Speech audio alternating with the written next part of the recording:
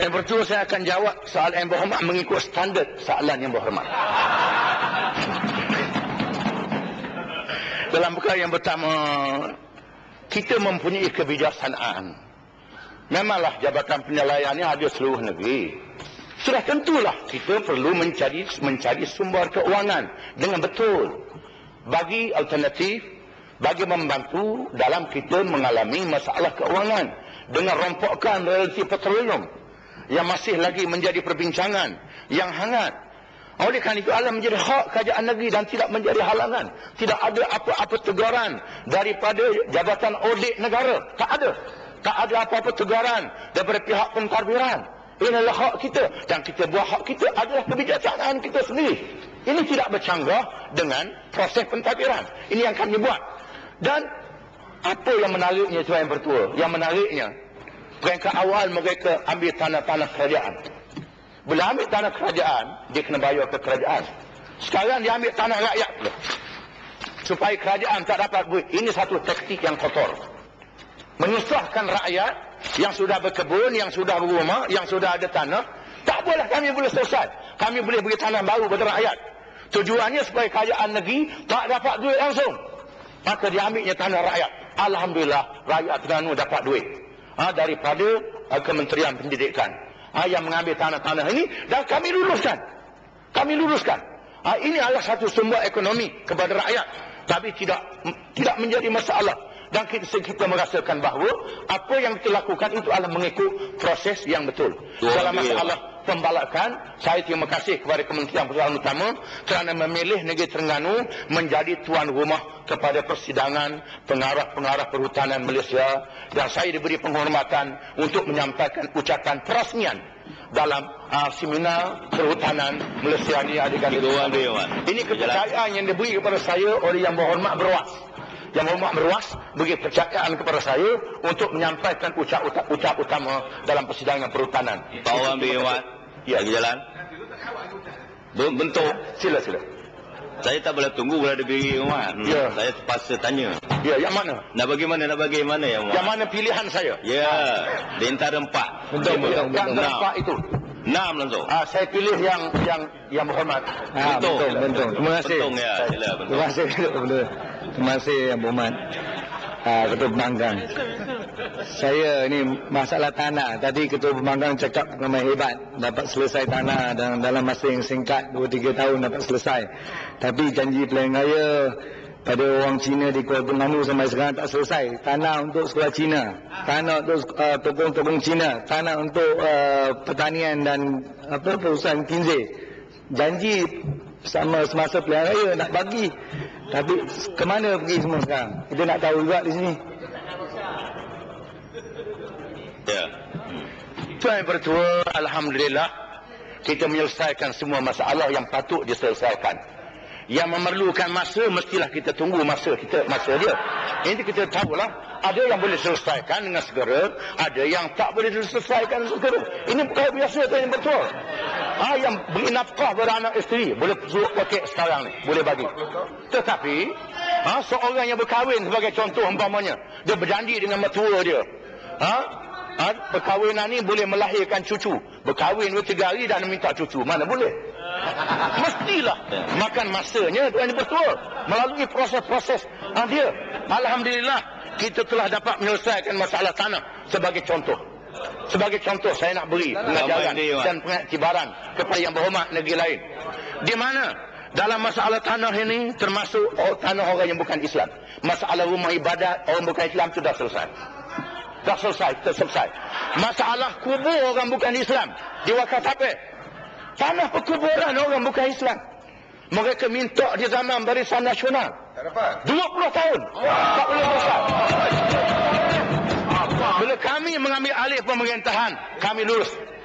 Masalah tanah untuk rumah menguburkan jenazah orang bukan Islam di Kemaman 20 tahun. Tak selesai. Bila kami mengambil alih, kami menyelesaikan masalah. Di sana, Tuan Yang Bertua, dia ada masalah birokrasi. Dia bukan saja masalah politik. Masalah politik selalu satu, masalah birokrasi satu. Masalah birokrasi pentadbiran. Satu-satu permohonan tanah memerlukan melalui 27 meja pegawai. 27 meja pegawai. Ya, ramai Kalau pergi, satu Wan. meja 10 hari Tuan Yang Bertua, Nak bagi jalan, Wan. dia akan jadi 270 sehingga saya habis menjelaskan satu-satu. Ya, dia tak Bila bagi habis lagi, saya akan beritahu. Beri pada tiap-tiap orang insya-Allah. Saya boleh bagi. Wan. Dia Tuan tak Yang bagi, Bertua. Wan. Saya nak kata. Saya nak jelas nanti habis dulu. Dia tak bagi lagi, Nanti Wan. habis. Dia duduk. Ini dia takut Dia belum bagi, yang Wan. hadir Dia lebih duduk. lama penjelasan saya. Mereka mau kata ini satu taktik yang tak betul. Biar saya jelaskan habis lah, saya jawab satu-satu. Saya diberi ruang oleh Tuan Yang Bertua insya-Allah. Di mana mesti melalui 27 meja. Kalau satu meja pegawai 10 hari, 270 hari. Di kawasan Hulu 270 hari. Di kawasan Hulu Terengganu, kami menerima permohonan 9,000. 9,000 permohonan kami jumlahkan. Kalau 27 meja ni, dia akan jadi memakan masa 70 tahun. Baru boleh selesai masalah tanah. Ini masalahnya. Ya. Jadi masalah birokrasi pentadbiran. Lalu saya mengadakan perbincangan. Kita boleh bincang dengan pegawai-pegawai tadbir. Saya panggil mereka hadir daripada daerah, daripada pejabat SUK. Saya bincang dengan mereka. Bincang secara terbuka dan terus. Saya tak tanya mereka nak parti apa. Dan kita benar pegawai-pegawai di Terengganu, di luar daripada pejabat, mereka boleh kerja dengan parti apa mereka nak sokong. Itu hak mereka. Tapi bila duduk dalam pejabat, mereka naklah bekerja secara profesionalisme. Di pejabat. Ini peraturan saya sudah terang dulu. Alhamdulillah. Bila kita ajak mereka berbincang, mereka bincang. Bagaimana nak menyelesaikan masalah. Ya, Lalu kami selesaikan masalah melalui swasta, melalui jentera-jentera masyarakat. Nak bagi jalan Dalam lagi, masa Wan. setahun, tak bagi, nanti saya habis dulu. Dia tak bagi, nanti habis sila duduk. Dalam masa setahun, kita boleh selesai 50,000. Dan sekarang ni, Alhamdulillah. Alhamdulillah, ramai yang datang, termasuk pelancong. Sangat menyedihkan Yang Berhormat Perdana Menteri menggambarkan seolah-olah tidak ada pelancongan di Kelantan dan Terengganu. Padahal penerbangan di Terengganu terpaksa ditambah daripada jadual yang asal di Terengganu, di Kelantan, begitu juga. Kita nak pergi, tiket kapal terbang selalu habis. Cukup. Dan hotel-hotel juga pernah. Dan jabatan-jabatan kerajaan kementerian juga pilih berseminar di Kelantan dan Terengganu. Ini berlaku. Dan mereka lihat sendiri perubahan-perubahan yang berlaku. Apa yang menjadi masalah ialah kita tidak diberi peluang untuk menjelaskan melalui media bahasa. Alangkah baiknya kalau perbahasan yang saya ucapkan ini juga disiar secara langsung sebagaimana yang amat berhormat Perdana Menteri. Ya, ada beri awak 2 orang, 3. Barulah rakyat boleh menilai. Ini adalah kelemahan demokrasi dalam negara kita. Ya, ramai beri. Saya beri kepada Yang Berhormat berbaca. Ya, baca. Saya. Terima kasih kepada Yang Berhormat Marang selaku Ketua Pembakang. Pertama sekali kita sedar semua yang diulas dan semua diterangkan oleh pihak Yang Berhormat Ketua Pembakang kita itu menggambarkan keupayaan, kebolehan dalam menyelesaikan semua masalah yang ditinggalkan oleh Barisan Nasional sekian lama. Dalam hal ini kita melihat penyelesaian tanah adalah isu besar untuk rakyat. Dan dalam perkara yang sama, ianya tidak disebar luas maklumat ini kepada pihak oleh pihak media dan rakyat tidak mengetahui. Dalam hal yang sama juga, pemimpin Barisan Nasional semacam tutup telinga supaya tidak mendengar dan tidak mengikuti serta tidak memahami, malah tidak mengakui keupayaan. Bukti daripada kenyataan ini saya rujuk kepada ucapan Perdana Menteri sendiri ataupun selaku Ketua Menteri Kewangan. Saya cuba baca sedikit sebagai suatu iktibar untuk kita melihat betapa bebalnya pemimpin Barisan Nasional menerima realiti. Saya banyak rumah pandai. Dalam muka surat 98, bajet 2004 yang diedarkan, ucapan Perdana Menteri, ucapan Menteri Kewangan. Para kedua, pendapat bahawa negara Islam istilah miskin, tertinggal zaman, mempunyai pentadbiran yang hanya tahu meminta-minta dan lemah. Seperti yang terdapat di negeri-negeri yang diperintah oleh bukan ahli dalam bidang pentadbiran. Sesungguhnya menghina Islam. Tidak mungkin negeri-negeri ini dijadikan contoh negara Islam yang mampu mengembali kegemilangan tamadun Islam zaman silam. Ini satu pandangan yang begitu menyeleweng dalam menterjemahkan keupayaan negeri Kelantan dan juga Terengganu yang dipentaskan Islam. Itu pandangan daripada Ketua Pembakang selaku Menteri Besar Kerajaan Terengganu. Tuan Yang Bertua, saya merasakan itulah salah tafsir yang diberi oleh ahli-ahli agama dan penasihat agama kepada Yang Amat Berhormat Perdana Menteri Dan Institut Kepahaman Islam tak faham yang sebenarnya. Nama dia Institut Kepahaman Islam. Tetapi tidak boleh memberi satu kepahaman yang jelas kepada Yang Berhormat Perdana Menteri berkenaan negara Islam. Saya bukan ahli tanah, tapi saya boleh menyelesaikan masalah tanah.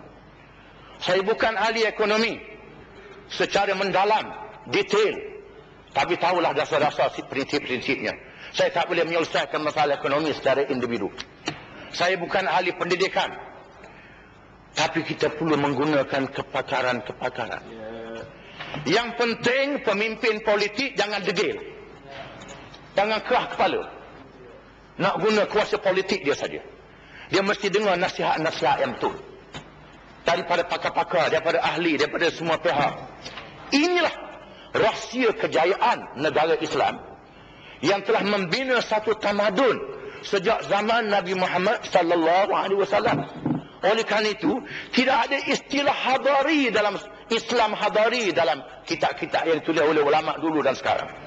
Islam hadari ini hanya direka dan dicipta oleh ulama-ulama UMNO. Bila disebut hadari, hadari ini makna tamadun. Bila ada Islam hadari, ada Islam Badawi lawan dia. Bila ada Islam liberal, ada Islam ortodok. Dalam Islam tak ada macam itu. Islam adalah sempurna dari awal hingga akhir. Apa yang perlu diberi penekanan, sebagaimana saya nak sebut pada awal tadi, ialah pembangunan manusia. Pembangunan manusia inilah yang perlu diberi penekanan. Kita perlu menyadari mengapa Allah Ta'ala pilih bapak negara Islam yang pertama bermula daripada Mekah. Yang disebut oleh Tuhan dalam Quran, wadin ghairi dhi zar'in, lembah yang kering kontang. Mengapa Tuhan tak pilih Nabi Muhammad dari Jepun? Tuhan tak pilih Nabi Muhammad dari Amerika. Tak pilih Muhammad dari New York. Tak pilih Nabi Muhammad dari Jerman, dari Korea. Tapi dipilih dari bumi Mekah yang kering kontang. Puncanya ialah kerana nak memulakan dengan pembangunan manusia, bukan aspek kebendaan. Tidak penting, kita perlu menyadari. Kemudian barulah manusia ini dibina dengan iman dan ilmu dan akhlak. Ayat-ayat yang pertama yang diturunkan ialah Iqra' bismi rabbikal ladzi khalaq. Bacalah dengan nama Tuhanmu yang telah menciptakan. Di mana Islam menganjurkan supaya umatnya membaca. Allama bil qalam, mengajar manusia dengan kalam. Ini ayat-ayat yang pertama yang diturunkan supaya orang Islam tahu membaca, tahu menulis dalam semua bahasa. Tetapi hendaklah dibina di atas nama Tuhan. Ilmu dibina di atas akidah dan dibina di atas akhlak. Selepas itu Nabi kita Muhammad SAW menyatakan, al-hikmatu dallatul mu'min fa'anna wajadaha fahuwa haqqu biha. Kebijaksanaan adalah barang tercecer, kepunyaan orang-orang yang beriman.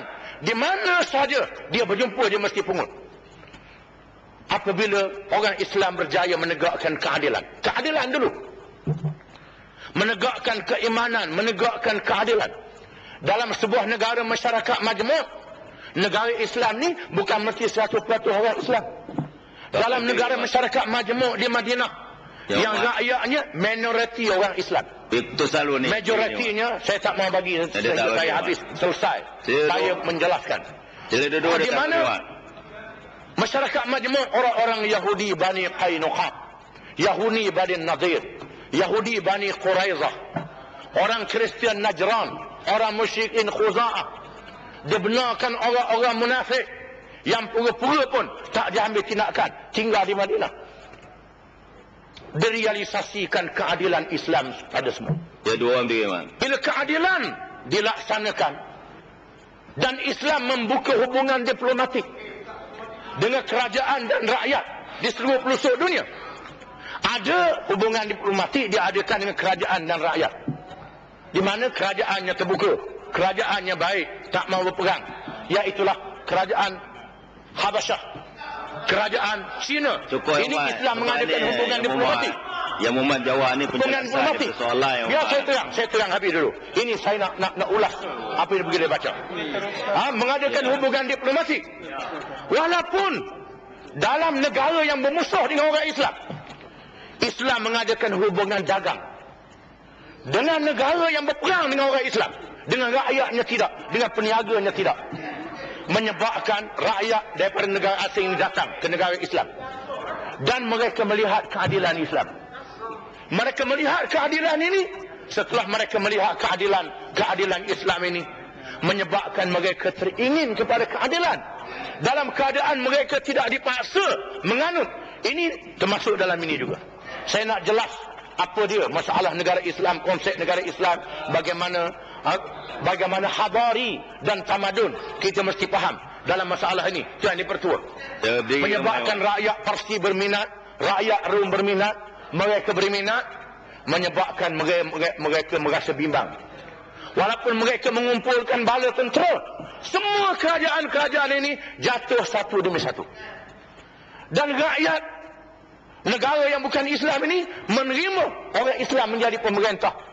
Dalam suasana mereka tak dipaksa menganut Islam. Dalam masa yang sama, mereka melaksanakan al-hikmah dalatul mu'min. Kebijaksanaan adalah barang tercecer, kepunyaan orang yang beriman. Maka orang Islam mengambil ilmu sains dan teknologi. Sesuai di zaman itu.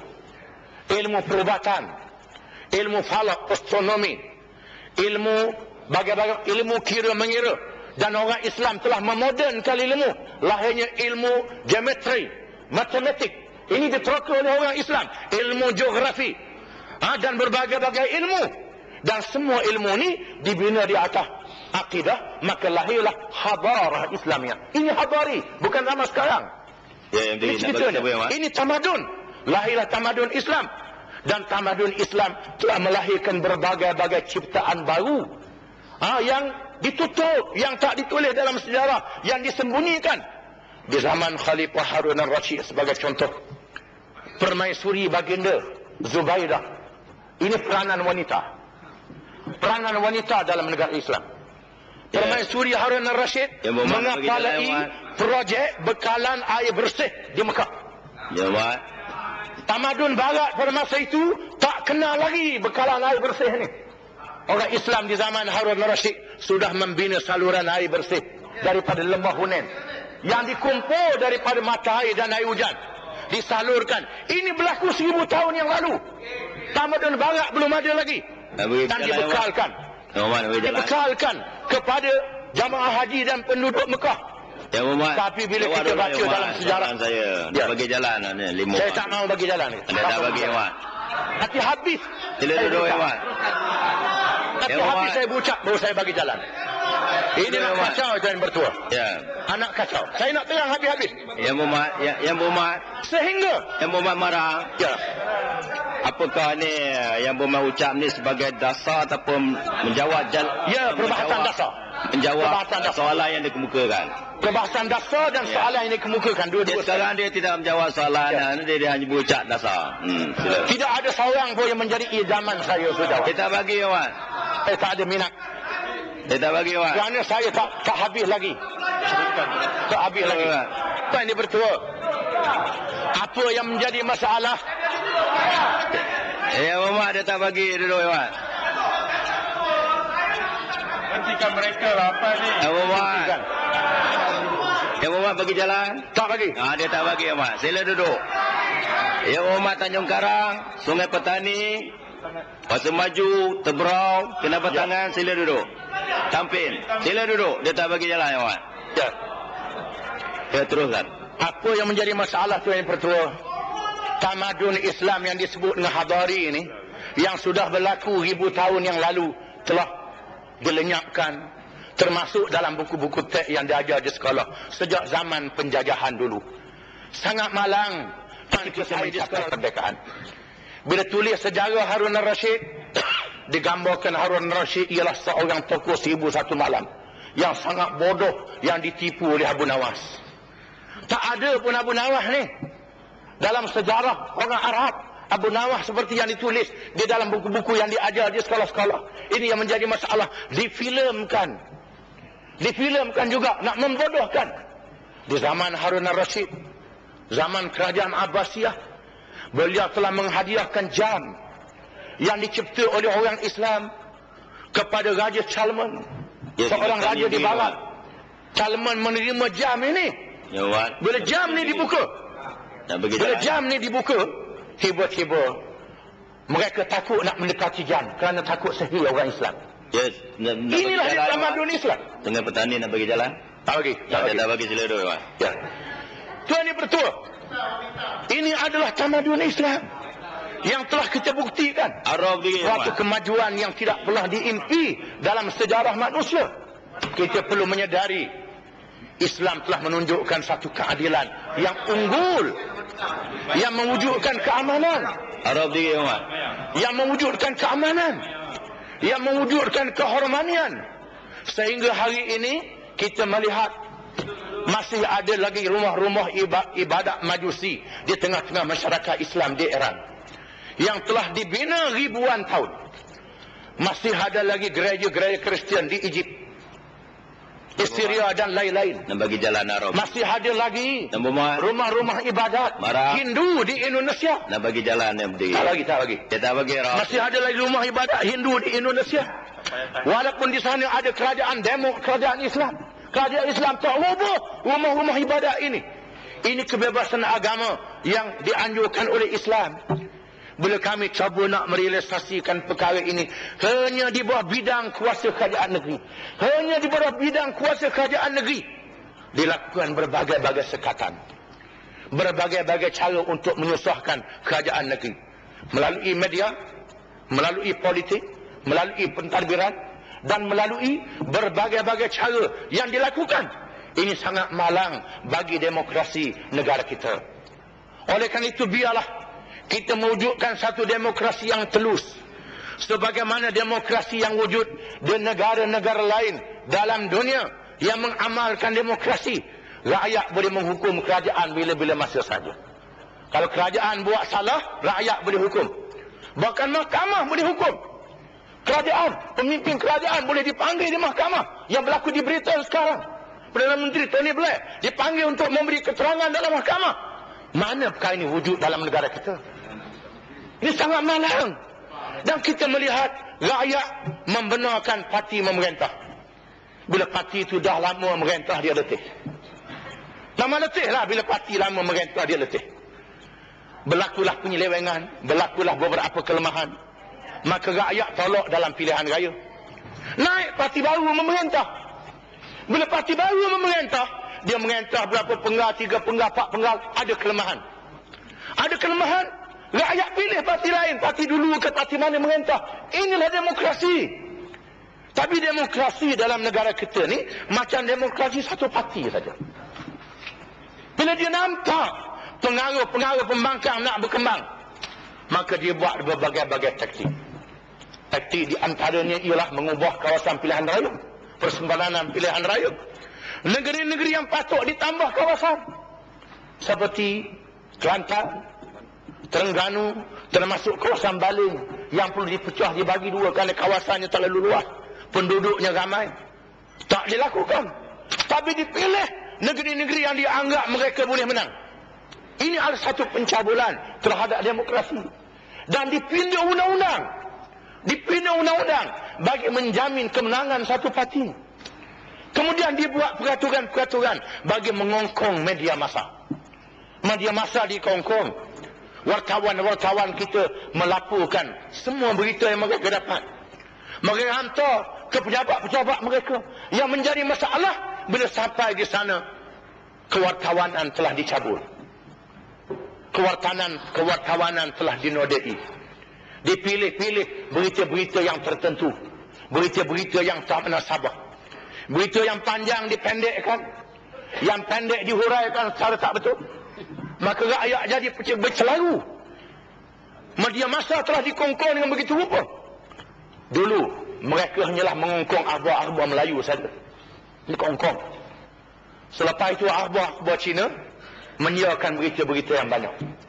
Kemudian akhbar Cina pun dikongkong juga. Saya tak tahu baca bahasa Cina. Tapi orang Cina beritahu kepada saya. Akhbar-akhbar dimonopoli oleh MCA, oleh parti yang memerintah, parti gerakan. Ini adalah pencabulan terhadap kebebasan akhbar, pencabulan terhadap demokrasi. Kita melihat pilihan raya di Amerika sebagai contoh. Dah diberitahu tahun berapa nak pilihan raya. Dah diberitahu tahun berapa nak pilihan raya. Dalam negara kita, pilihan raya menjadi teka-teki. menjadi teka-teki pilihan raya. Dia buat secara mengejut. Bahkan di Amerika, parti-parti yang nak bertanding ni boleh pilih calon dia daripada awal. Parti Demokrat, Parti Republikan. Demokrat sedang pilih calon presiden dia. Republikan sedang pilih calon presiden dia. Kemudian calon-calon ni dia benar akan keluar dalam TV. Boleh bercakap sepenuh masa. Boleh berdebat sama-sama calon ni. Calon satu parti berdebat. Di tempat kita kalau satu parti berdebat, saya rasa kalau dalam Barisan Nasional boleh lempar kursi. Ini boleh berlaku. Ini demokrasi yang subur. Di mana mereka berdebat sama-sama calon ni? Pihak pendengar boleh menyoal. Boleh menyoal. Ini dalam satu parti. Kemudian parti yang berbeza. Bila ditentukan calon yang bertanding ni ditonjolkan kepada masyarakat umum, berucap, boleh disoal, boleh ditanya. Ini demokrasi yang berlaku. Kemudian bila nak lantik peguam negara, nak lantik hakim negara, nak lantik orang yang berkenaan yang penting dalam institusi negara, orang ni disoal oleh ahli-ahli jawatan kuasa daripada Kongres. Disoal, didedahkan segala penyelewengan yang berlaku zaman muda pun dia dedah kembali. Kerana nak jaga moral. Kita semua tahu orang barat ni bukan tinggi sangat moral dia. Kita tahu moral dia. Tapi dalam masalah kepimpinan, mereka cukup tekan dalam masalah moral ini. Orang yang nak dilantik jadi pemimpin, nak dilantik memegang satu-satu urusan, dibuat muhasabah. Disoal, didedahkan segala penyelewengan, diletak di hadapan, disoal oleh ahli-ahli parlimen. Inilah ketulusan yang wujud. Inilah makna demokrasi yang sehat. Kita mahu supaya Perdana Menteri kita dapat mewujudkan satu demokrasi yang sehat. Meninggalkan jasa yang baik sebelum beliau mengundurkan diri. Ini yang ambil awak. Nak bagi jalan? Bagi siapa? Ya, pada Bontak. Terima kasih Ketua Pembangkang. Terima kasih Yang Ketua. Ini saya nak sentuh sikit aja tentang media tadi. Sejak parlimen ini bersidang, Ketua Pembangkang sampai sekarang, setiap hari waktu kita bersidang, ada satu program slot dalam Selamat Pagi Malaysia, TV1, menyiarkan mengenai prosiding Dewan ini yang biasanya disertai oleh, bukan yang biasanya, yang semuanya disertai oleh UMNO dan juga daripada kerajaan. Membincangkan apa yang berlaku dalam Dewan. Mengutuk apa yang dibuat, apa yang disuarakan oleh pembangkang. Kadang-kadang dua orang yang saya tengoklah, saya nak bagi tahu, saya nak cadangkan kalau misalnya Ketua Pembangkang setuju. Pertama sekali, kita nak, kalau boleh slot yang pagi itu, tak apalah, 3 orang UMNO, 1 orang kita dalam program itu. Kalau tidak, kita minta Kementerian Penerangan membatalkan program itu. Sebab kita pun bayar cukai. TV itu TV kita, stesen itu stesen kita, stesen itu juga stesen pembangkang. Nombor 2 yang saya nak sebut sikit tentang hal media tadi. Pasal Ketua Pembangkang menyebut soal media tadi. Tentang media, tentang menggelapkan berita-berita ini. Kita ada membuat percubaan. Ini tak ada jadi masalah. Prosiding dalam parlimen ini tidak ada satu je kerahsiaan. Rakyat di desa, di kota boleh dapat menikmati perkataan demi perkataan. Apa yang dilakukan untuk memberitahu kepada rakyat ialah disebarkan VCD. VCD pembangkang ini macam goreng pisang panas. Saya nak bagi tahu ucapan ini ucapan almarhum bekas Ketua Pembangkang. Ucapan yang dibuat hampir 4 jam merupakan penyebaran VCD yang terbesar, terluas, terbanyak dalam sejarah negara ini. Saya nak bagi tahu. Tetapi bila dikatakan akta cetak dan sebagainya, Kementerian dalam Perdagangan dalam negeri dah membatalkan hal cetak dan sebagainya, cetak rompak dan sebagainya. Rupa-rupanya sebaliknya ialah mereka nak pergi kepada VCD yang kita keluarkan ini. Apa ulasan daripada Ketua Pembangkang? Yang Muhammad, Datuk Yang Pertua, saya sangat bersetuju dengan pandangan dia oleh Pak Ibu Bontak dalam masalah media. Sepatutnya diberi peluang dan ruang pada rakyat. Inilah kita cara menyuburkan demokrasi parlimen dan menyuburkan minda rakyat yang sihat. Mereka tidak dikongkong. Kerajaan jangan ingat dengan mereka mengongkong ni mereka boleh berkuasa lama. Mereka boleh buat undang-undang macam-macam, kongkong itu, kongkong ini. Bila lama-lama terkongkong jadi meletup. Kita tak mau meletup. Tak mau. Biarlah perubahan kerajaan melalui proses demokrasi yang betul. Ini pihak mereka saja yang keluar. Saya pun ada keluar juga dalam TV. Tapi mulut je bergerak, suara tak ada, Tuan Pertua. Ini sangat malang. Bergerak 2-3 patah keluar, lepas tu ulasan. Bagaimana rakyat nak tahu? Ini menjadi masalah. Kemudian dalam masalah kita sama-sama beri cukai. Ini lagi malang. Masa nak pungut cukai Jabatan Hasil dalam negeri, dia tak tulis dalam borang apakah parti saudara. Dia tak tulis dalam borang apakah agama saudara. Dia tak tulis. Masa nak pungut cukai, semua kena bayar cukai. Tak ke kerajaan, tak ke pembangkang, tak ke agama apa. Tapi boleh buat projek besar, projek kerajaan, ditulis ini satu lagi projek Barisan Nasional. Dia elah projek Barisan Nasional. Seolah-olah duit poket mereka. Nak bagi jalan, wang mereka. Ini duit rakyat semua. Marang. Baju yang kita pakai, kain yang kita pakai. Nanti sekejap, saya nak bagi. Ada belum bagi. Baju yang kita pakai, kain yang kita pakai, ada cukai. Makanan yang kita makan, semua ada cukai. Custom ambil cukai. Kita memberi sumbangan kepada negara, semua tak ada parti apa. Mengapa bila sampai bahagian projek, diiklankan ini adalah projek Barisan Nasional. Dia umum, takut rakyat tak tahu. Tapi ramai rakyat yang tahu, rakyat yang faham. Ini projek kerajaan. Siapa jadi kerajaan, dia mesti buat pembangunan. Macam ibu bapa pada anak. Ibu bapa pada anak, dia mesti bagi nafkah kepada anak-anak dia. Tak ke ibu bapa tu siapa dia? Orang Melayu, orang Cina, orang India, semua bagi nafkah. Termasuk ibu bapa orang asli, bagi nafkah pada anak dia. Adakah wajar bagi ibu bapa tulis besar-besar depan rumah, saya adalah ibu dan bapa yang bertanggungjawab, tiap-tiap hari saya bagi duit ke anak saya. Ini satu kebodohan. Dia bagi jalan, satu kebodohan. Semua orang tahu. Ini satu kebodohan. Nak membodohkan rakyat. Jangan rakyat diperbodohkan begitu rupa. Biarlah rakyat cerdik, rakyat menengkap. Minda dia berkembang dengan baik. Jangan takut. Kami di Kelantan Terengganu, kami tak takut. Kerajaan Terengganu tahun 59 ditumbangkan oleh perikatan di masa itu melalui berbagai-bagai sekatan. 2 tahun setengah kami jatuh. Kami boleh tunggu sehingga hampir 40 tahun baru boleh ambil alih. Di Kelantan kami merintah 78 kami jatuh. Melalui proses pilihan raya tahun 90 kami mengambil alih negeri Kelantan. Inilah demokrasi. Kita mahu supaya semangat demokrasi ini wujud juga di negeri-negeri lain di seluruh negara. Ini mesti dilakukan. Tuan Pertua, sila. Siapa yang buat? Setiu ke? Setiu ya. Terima kasih Datuk Yang Bertuah dan terima kasih kepada Yang Berhormat Datuk Ketua Pembangkang. Saya begitu tertarik berhubung dengan soal ketelusan kepimpinan kerajaan dipimpin oleh Barisan Alternatif dipimpin oleh PAS, khususnya Terengganu dan Kelantan. Saya melihat bahawa sepanjang tempoh pemerintahan kerajaan dipimpin oleh Yang Berhormat Datuk Seri sanggup untuk turun ke pada rakyat untuk dialog dan seumpamanya. Tapi kita terkejut dengan wira negara kita dengan pelbagai gelaran tokoh ataupun wira dunia ketiga, pemimpin contoh negara Islam. Baru-baru ni apabila Business Week hendak mengadakan interview dengan Yang Amat Berhormat Menteri Kewangan merangkap Perdana Menteri Malaysia, beliau tidak bersedia. Adakah kerana takut ataupun kerana bimbang soalan-soalan yang boleh menyebabkan kronisme rasuah yang dilakukan oleh kerajaan pimpinan beliau didedahkan?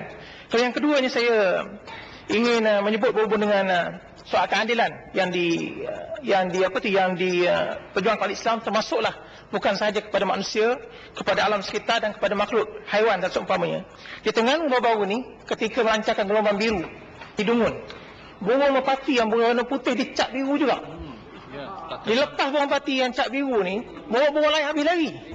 Jadi kalaulah maknanya gelombang biru seumpama ini, kalau maknanya binatang, makhluk macam burung-burung dan binatang pelari, saya fikir orang Terengganu pun akan lari jugalah. Terima kasih daripada gelombang biru.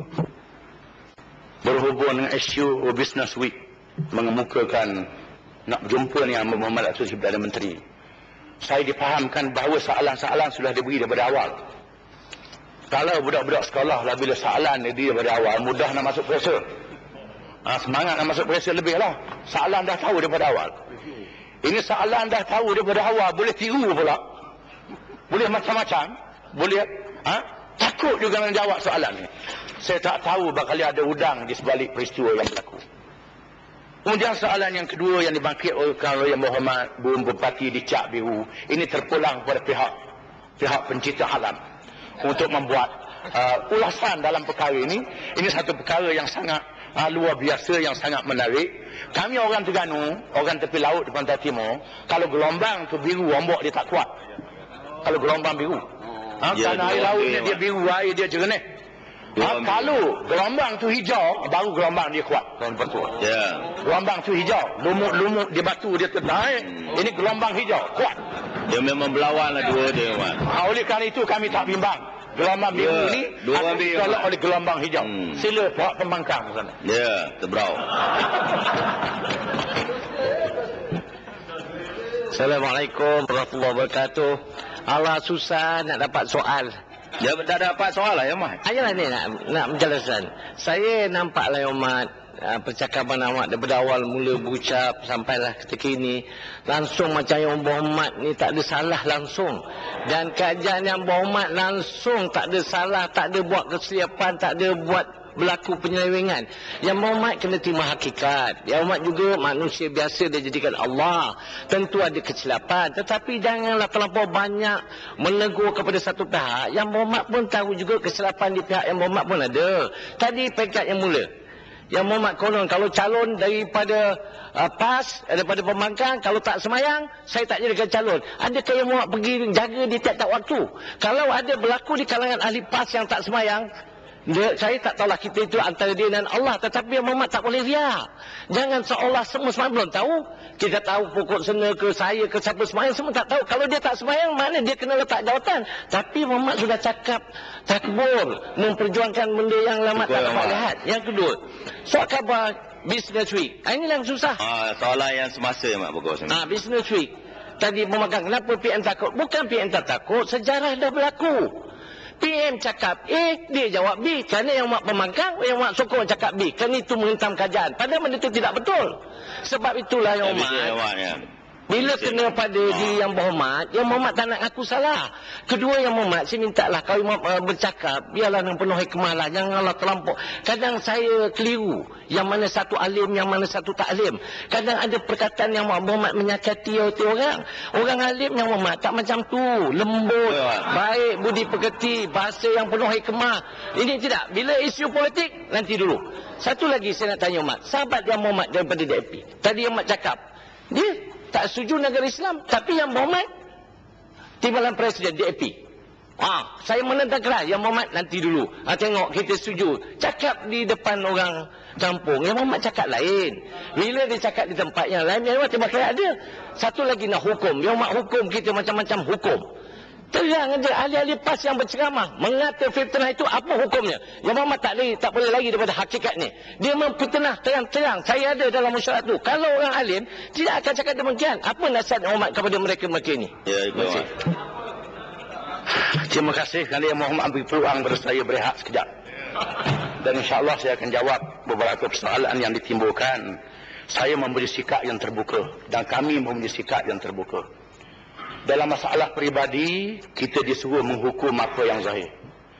Apa yang tersirat, yang kita tak tahu dalam ilmu Allah Ta'ala, kita orang Islam percaya Tuhan akan hukum. Kita tengok apa yang zahir, kita hukum. Kita ambil saksi-saksi yang zahir. Bahkan dalam masalah saksi ini pun, Islam memastikan saksi yang adil, saksi yang sah, saksi yang baik, saksi yang tak bohong. Nak membuktikan kesalahan orang. Ini tilam pun jadi saksi, itu yang betul. Dia sangat malang. Tilam boleh jadi saksi, orang fasik boleh jadi saksi, berbagai-bagai orang boleh jadi saksi. Berlakunya kezaliman, ini kelemahan yang berlaku. Kita punya sikap yang terbuka. Sikap terbuka yang diajar oleh Islam.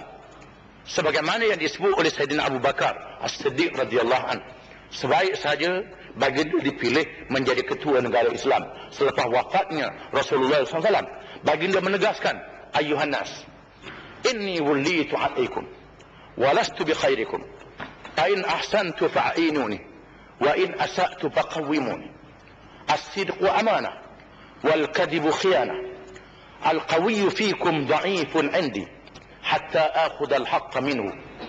Wad-dha'ifu fikum qawiyyun 'indi hatta akhudha al-haqqa lahu. Yang bermaksud wahai tuan-tuan, saya telah dipilih menjadi ketua kamu. Saya bukanlah orang yang terbaik di kalangan kamu. Sekiranya saya betul baik, tolonglah saya. Sekiranya saya terkosong bengkok, perbetulkan saya. Benar adalah amanah, bohong adalah khianat. Orang yang kuat di kalangan kamu adalah lemah di sisiku. Sehingga aku merampas hak yang diambil orang-orang yang lemah untuk dikembalikan kepada. Dan orang yang lemah di sisi kamu adalah kuat di sisiku. Sehingga aku membelanya. Inilah prinsip yang diajar oleh Islam. Apa yang menarik perhatian saya ialah benar adalah amanah, bohong adalah khianat. Benar adalah amanah. Dengan pemimpin, kita mesti bercakap benar. Kalau kita bohong, kita khianat. Yang paling malang bagi negara kita ini ialah mengampu pemimpin. Mengampu adalah pembohongan.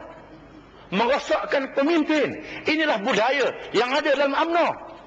Yang suka mengampu, yang suka memimpin. Masa orang tu nombor 1, dipuji.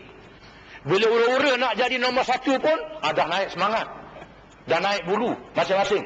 Bila tak jadi nombor 1, dia terajang, ditindak habis-habisan. Prinsip kezaliman dan keadilan tidak dihitung dengan betul lagi. Ini menjadi masalah. Inilah budaya yang wujud, yang perlu kita perbetulkan. Betul. Ya, sila saya lagi. Ya. Terima kasih, Muhammad. Betul. Saya setuju, ya Muhammad, yang saya katakan tadi. Tapi yang Muhammad kena juga terima hakikat. Saya contohkan. Yang Muhammad kata yang betul kena betulkan. Yang benar kena benarkan. Saya terima. Saya pun tidak lagi daripada hakikat tersebut. Tapi yang Mak sadar juga akhbar harakah. Yang Mak kalau tengok akhbar harakah, ada banyak yang tak betul. Tapi yang Mak tak pernah tegur. Ada satu hari nak dibawa disaman di mahkamah. Juru dia minta maaf. Dah 2-3 kali. Jadi yang Mak cakap, itu yang saya katakan tadi, yang Mak hanya menyentuh kepada kesalahan kepada kerajaan saja. Tapi yang sebelah yang Muhammad buat salah, Muhammad tak nasihat kerana masalah ni, kerana itu politik. Ini macam mana pandangan yang Muhammad? Bila sahabat harakah minta maaf, itu mana dia mengaku salah? Ini satu sikap yang betul, yang wujud dalam kami. Adakah hal ini wujud dalam Barisan Nasional? Tak ada.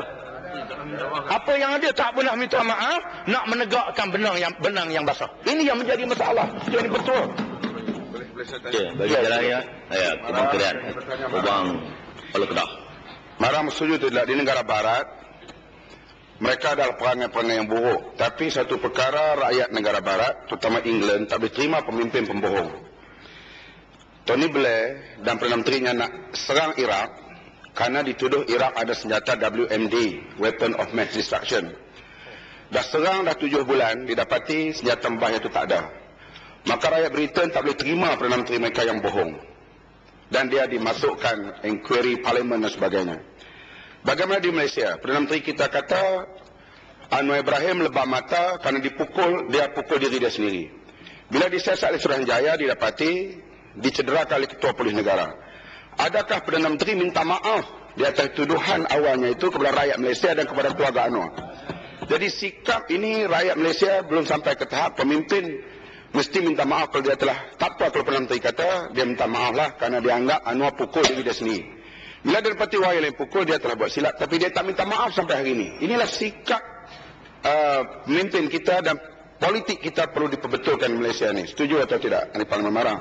Ya, ini memalukan orang Islam. Kerana Perdana Menteri mengistilahkan Malaysia sebuah negara Islam. Inilah gambaran sebuah negara Islam yang tidak ada ketulusan, yang tidak menjunjung demokrasi dalam arti kata yang sebenar. Kita malu kepada Britain, sebuah negara yang bukan Islam, yang bukan orang Islam, majoriti rakyat dia. Dan itulah yang wujud dalam pemerintahan Islam. Yang sebenarnya kita mesti telus, kita mesti terbuka. Bukan sahaja dipersoal di parlimen, dibawa ke mahkamah. Media massa BBC masih mahu dibebas untuk menegur dan mengkritik. Ini yang perlu kita wujudkan. Kita sepatutnya menjadi contoh, menjadi teladan kepada orang lain. Apa yang berlaku pada hari ini, kita hanyalah bercakap saja, berdegar-degar. Kita buat kenyataan, kita tulis macam-macam. Tapi kita tidak praktik di alam kenyataan. Kita tak laksanakan dengan betul. Ini memalukan orang Islam. Islam tidak seperti itu. Bila sampai masa kita nak laksanakan sungguh-sungguh, maka dihalang, ditutup, rakyat tak diberitahu. Ada yang dia, Mak, ya? Bacuk. Terima kasih. Semua yang digambarkan oleh pihak pertama sekali Yang Hormat Kemarang yang menjelaskan standard demokrasi dalam negara kita ini, dan disokong oleh sikit hujah daripada Yang Hormat Kuala Kedah tadi. Saya dapat sedikit daripada ucapan Menteri Keuangan semasa membentang bajet Boni, menyebutkan bahawa much is right. Maknanya pihak yang kuat itu semestinya duduk pada kedudukan yang benar. Dalam keadaan mana sekalipun, bila dia mempunyai satu kuasa, apa sekali tindakannya atau yang bernama demokrasi dianggapnya sebenar. Dalam keadaan ini, saya menarik pada dua kajian telah dibuat oleh ahli akademik, politician dalam negara kita daripada luar melihat demokrasi dan menilai demokrasi negara kita. Satunya Harold Crouch yang meletakkan taraf demokrasi Malaysia hari ini adalah bertaraf di antara demokrasi dengan authoritarian. Demokrasi pun tidak, authoritarian pun tidak. The demokrasi no authoritarian. Itu satu pandangan. Itu Harold Crouch punya pandangan. Yang keduanya dikemukakan oleh Jesse Dawson yang meletakkan bahawa taraf demokrasi di Malaysia ini adalah status demokrasi. Iaitu penguasa yang ada hari ini, iaitu Kerajaan Barisan Nasional, akan menggunakan semua kekuatan yang ada atas nama state, atas nama kuasa negara, akan menggunakan kekuatan ini untuk mempertahankan demokrasi dan kuasa yang mereka merintah. Jadi nilai demokrasi yang ada seperti ini, sebagaimana digambarkan oleh Bomak Ketua Pembakar tadi, benar-benar meletakkan taraf demokrasi kita tidak sebenar, tidak bertamadun dalam pandangan Barat, malah dalam pandangan Islam sekalipun. Dalam hal inilah satu nilai yang kita lihat, penggunaan SA itu sendiri ada satu kesilapan besar dalam menggunakan kekuatan untuk mempertahankan demokrasi. Terima kasih. Yang pertama, kita perlu menyadari bahawa demokrasi Barat mempunyai kelemahan-kelemahan. Dan Islam daripada Allah Ta'ala yang maha suci daripada segala sifat kekurangan tetap mempunyai kesempurnaan. Dalam masa yang sama, Islam membenarkan kita mengambil apa sahaja yang bijak, walaupun daripada yang bukan Islam, termasuklah demokrasi.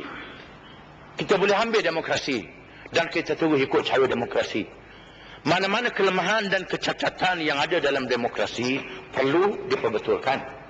Bahkan demokrasi sendiri pun ada dia punya penggal sejarah. Demokrasi perba, demokrasi moden, sebagaimana yang ditulis oleh ahli-ahli sejarah politik dan mengalami perubahan. Tapi Islam mempunyai istiqamah, kesempurnaan yang unggul. Dalam hal ini Islam mempunyai sikap yang terbuka, menerima semua yang baik. Inilah rahsia kesempurnaan yang ada dalam Islam. Kita menerima demokrasi, tapi dalam mengukur sesuatu berdasarkan kepada yang hak, yang benar, bukan yang kuat. Mana yang hak, walaupun minoriti, pihak yang berkenaan adalah menerima yang hak. Walaupun yang batil, itu majoriti, hendaklah ditolak. Demokrasi sanggup menolak yang hak kalau minoriti, menerima yang batil kalau majoriti. Ini kelemahan yang ada dalam demokrasi yang perlu kita kena sedar. Ada perkara yang boleh kita bincang. Inilah makna mesyuarat yang ada dalam Islam yang perlu kita faham. Di mana dalam perkara yang baik kita amal. Di mana orang Islam sendiri pun digalak, diwajibkan supaya mengikut yang hak. Bila orang Islam berkelahi, berselisih faham, sebagai contoh, PAH dengan UMNO selalu bertengkar dalam banyak hal, dalam hal politik, dalam macam-macam. Tuhan menyebut dalam Quran, fa in tanaza'tum fi syai'in tarudduhu ila Allah wal Rasul in kuntum tu'minuna billahi wal yawmil akhir. Jika sekiranya kamu bertelengkah dalam sesuatu perkara, maka kembalilah kepada Allah dan Rasul. Jika sekiranya kamu benar-benar beriman kepada Allah dan hari akhirat, itulah penyelesaian yang sebenar-benarnya.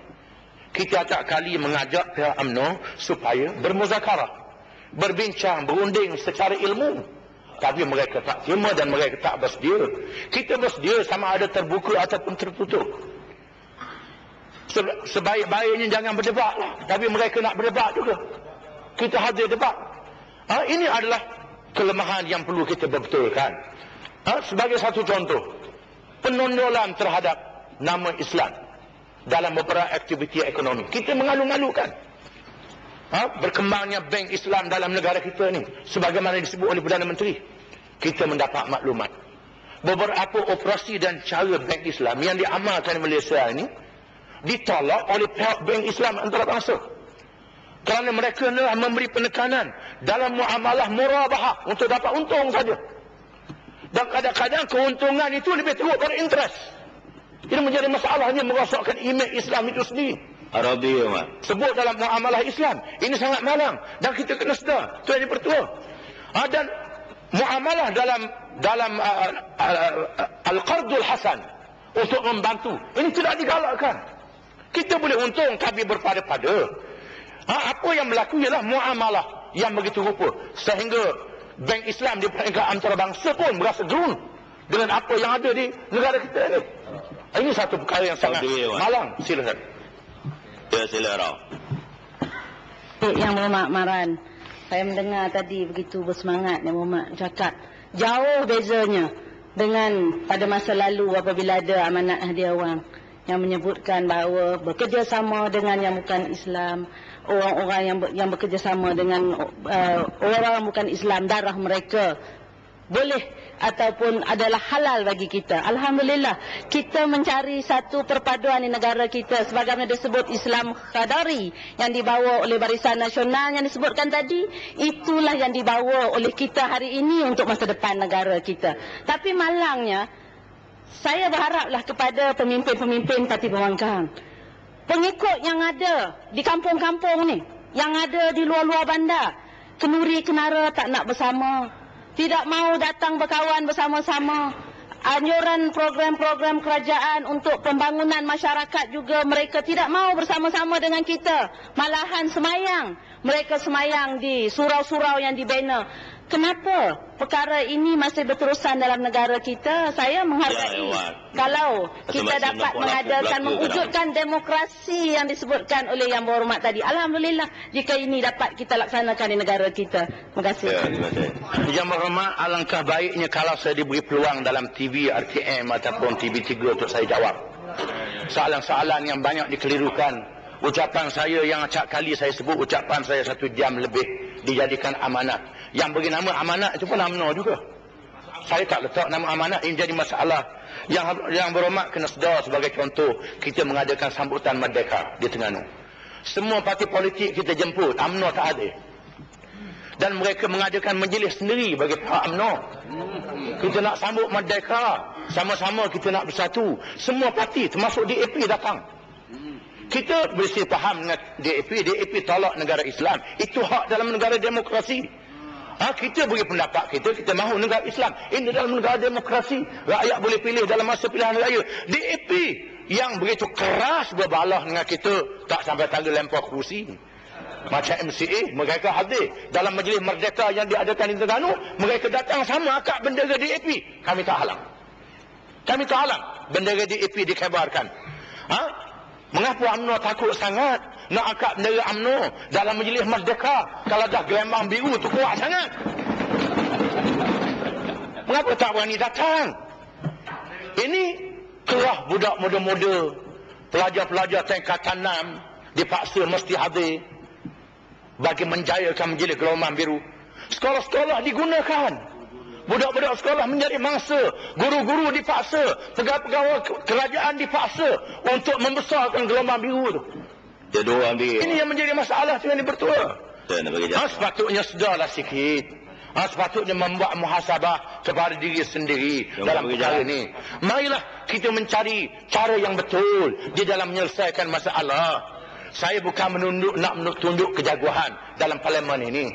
Yang penting kita nak mencari kebenaran. Kebenaran dengan cara tepat. Kebenaran dengan cara yang betul. Kebenaran adalah menjadi teras untuk menyelamatkan kita. Bukannya kedegilan dan penyelewengan. Apa yang berlaku dalam Barisan Nasional hari ini ialah menunjukkan kedegilan dan penyelewengan. Marilah ubah sikap. Dan kita akan memberi suatu sikap yang terbuka kita sepanjang masa, sama ada kita jadi kerajaan ataupun kita jadi pembangkang. Saya nak habis tu yang pertua. Masa dah cukup. Masa dah cukup. Dengan itu saya nak beri peluang pada rakan-rakan lain. Saya tak mahu ambil masa sehingga macam suntuk waktu asar. Saya nak beri pada rakan-rakan lain menyampaikan ucapan. Walaupun saya boleh berucap sehari 2 hari pun boleh berucap yang pertua. Tapi saya rasa dengan perkara yang ditimbulkan itu sudah cukup. Dan kepada itulah terima kasih. Wabillahi taufiq wal hidayah. Wassalamualaikum warahmatullahi wabarakatuh.